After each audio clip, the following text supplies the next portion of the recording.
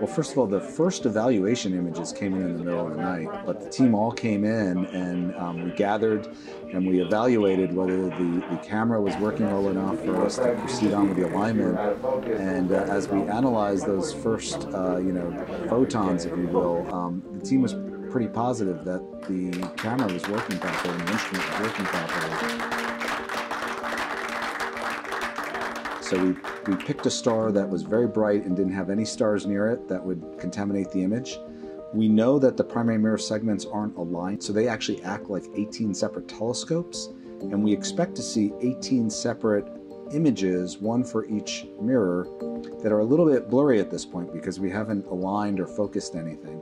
And so we pointed at a bright star and we made a mosaic. We actually took the near-infrared camera and we took images in different parts of the sky, and then we looked for the 18 spots from the 18 different telescopes, if you will, and we were very excited to find them. And the 18 spots were actually fairly close to each other, so really everything was very close to what was predicted.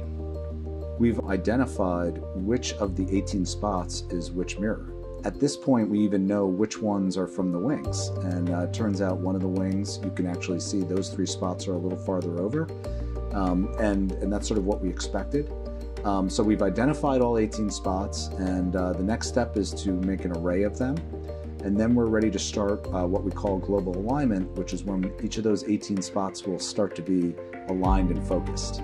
And that's sort of the last step before we take those 18 spots and put them on top of each other to start forming a single star going through the 18 separate telescopes. That's the work that will be starting soon.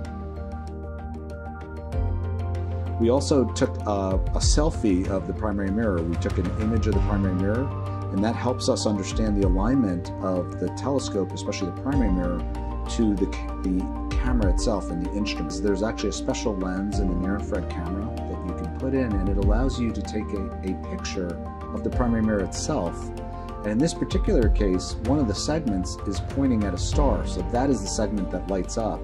But you can see the outline through the shadows of all 18 segments, and you also can see the outline of what's inside of the instrument itself, and we can see how well that primary mirror in the telescope is aligned to the instrument. And that gives us some initial confidence that the alignment looks good, and that's a good starting point for doing the alignment of the telescope. We have now gotten some data looking through focus, and we've been able to see that we don't see any surprises in the shapes of the mirrors that we're looking at. So far so good, but we do have a long way to go.